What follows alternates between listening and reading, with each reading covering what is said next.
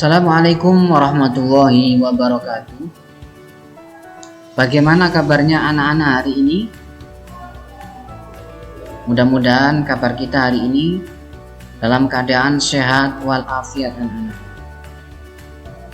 Anak-anakku hari ini masih dalam keadaan pandemi, sehingga anak-anakku jangan lupa tetap mematuhi protokol kesehatan. Anak-anakku, sebelum pembelajaran kita mulai, marilah kita membaca doa bersama-sama. Mudah-mudahan pembelajaran ini dimudahkan. Mari kita doa bersama. A'udzubillahi minasyaitonirrajim. Bismillahirrahmanirrahim. Rabbis shrahli sadri wa yassirli amri wahlul 'uqdatam min lisani yafqahu qawli. Rabbi zidni ilma warzuqni fahma. Amin ya rabbal alamin. Terima kasih anak-anakku semua. Anak-anakku, hari ini kita akan membahas yaitu tentang materi sholatul musafir, yaitu sholatnya orang yang bepergian jauh. Anak-anakku, ketika kita bepergian jauh sekitar 83 km, maka kita mendapatkan keringanan-keringanan dalam menjalankan sholat 5 waktu. Yang pertama yaitu kita boleh melaksanakan sholat jamak. Yang kedua, kita juga boleh melaksanakan sholat qashar. Sholat jamak adalah menggabungkan waktu sholat,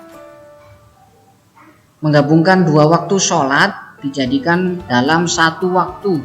Itu boleh ketika kita dalam keadaan bepergian jauh. Dan sholatul qashar, sholat qashar, kita boleh meringkas rakaat sholat kita, ketika kita bepergian jauh. Selanjutnya kita akan membahas pengertian sholat jamak.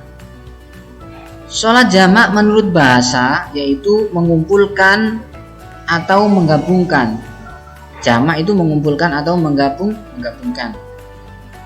Jamak menurut istilah yaitu mengumpulkan 2 sholat fardu dalam 1 waktu.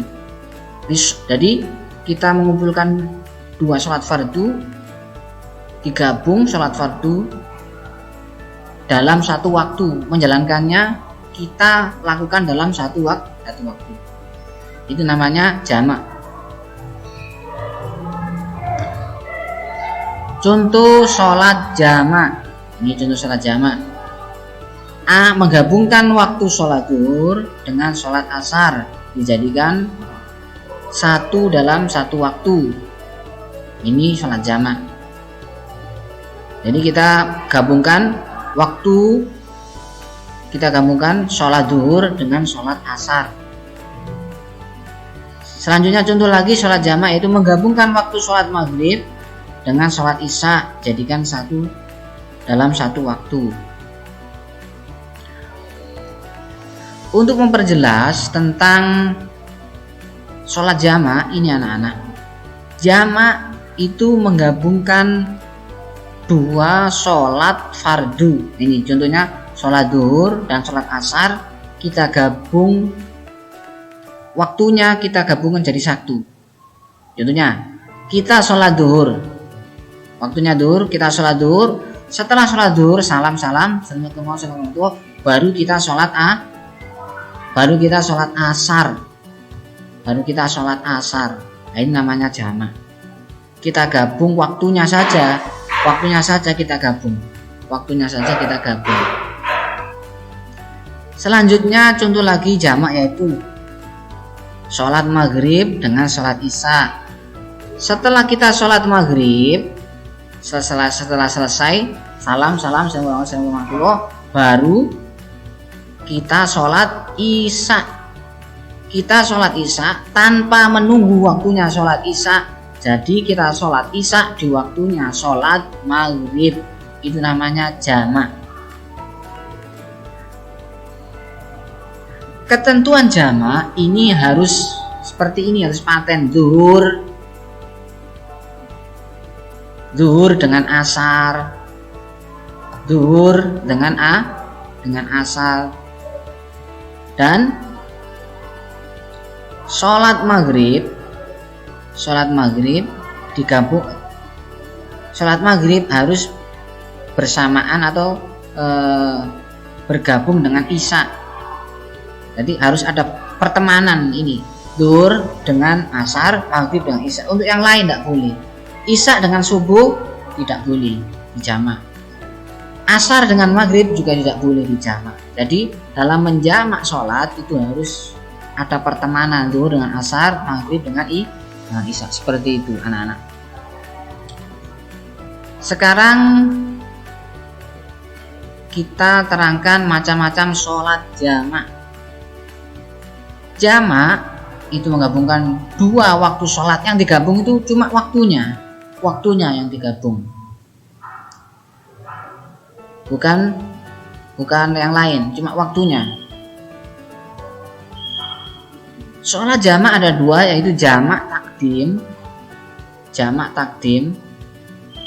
yaitu menggabungkan dua sholat di waktu yang pertama. Kita mengerjakannya di waktu yang pertama. Sholatnya di waktu zuhur. Nah, ini sholat zuhur dan sholat asar. Mengerjakannya di waktu zuhur.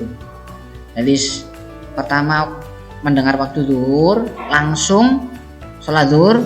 Setelah salam kita menjalankan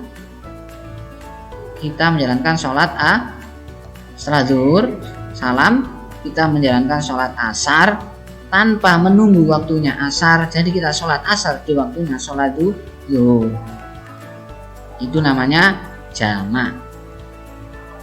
Kalau jamak takdim di waktu yang pertama, di waktu sholat pertama, yaitu sholat zuhur.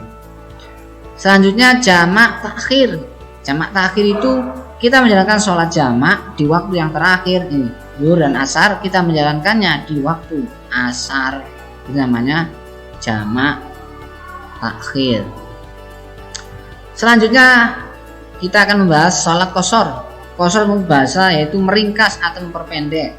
Qashar istilah yaitu sholat yang diringkas dari 4 rakaat menjadi 2 rakaat. Jadi sholat 4 rakaat diringkas menjadi 4 rakaat menjadi 2 rakaat boleh kalau kita dalam bepergian jauh, yaitu sekitar 83 km. Contoh sholat qashar. Nah ini sholat qashar. Sholat zuhur 4 rakaat diringkas menjadi 2 rakaat. Ini contoh sholat qashar. Sholat asar 4 rakaat diringkas menjadi 2 rakaat. Ini contoh sholat qashar. Jadi sholat qashar itu jumlahnya harus 4 rakaat, boleh diringkas. Nah ini untuk lebih jelasnya kami akan menjelaskan dengan bagan. Nah ini sholat 5 waktu itu ada 5. Sholat fardu itu ada 5 waktu, yaitu zuhur, asar, maghrib, isya, subuh. Di antara 5 sholat waktu ini yang boleh diqashar yang mana saja, yaitu sholat fardu yang jumlah rakaatnya 4 rakaat. Nah ini zuhur 4 rakaat boleh diqashar. Nanti kalau sholat qashar menjadi 2 rakaat. Selanjutnya yang boleh diqashar lagi yaitu sholat asar. Sholat asar ini 4 rakaat. Sholat asar 4 rakaat diqashar menjadi 2 rakaat. Sholat maghrib tidak boleh diqashar, tetap harus 3 rakaat. Selanjutnya sholat yang boleh diqashar yaitu sholat isya. Sholat isya 4 rakaat ini diqashar menjadi 2 rakaat. Selanjutnya sholat subuh tidak boleh diqashar. Jadi sholat subuh tetap 2 rakaat. Terima kasih anak-anak. Mudah-mudahan pembelajaran hari ini bermanfaat. Terima kasih atas perhatiannya. Assalamualaikum warahmatullahi wabarakatuh.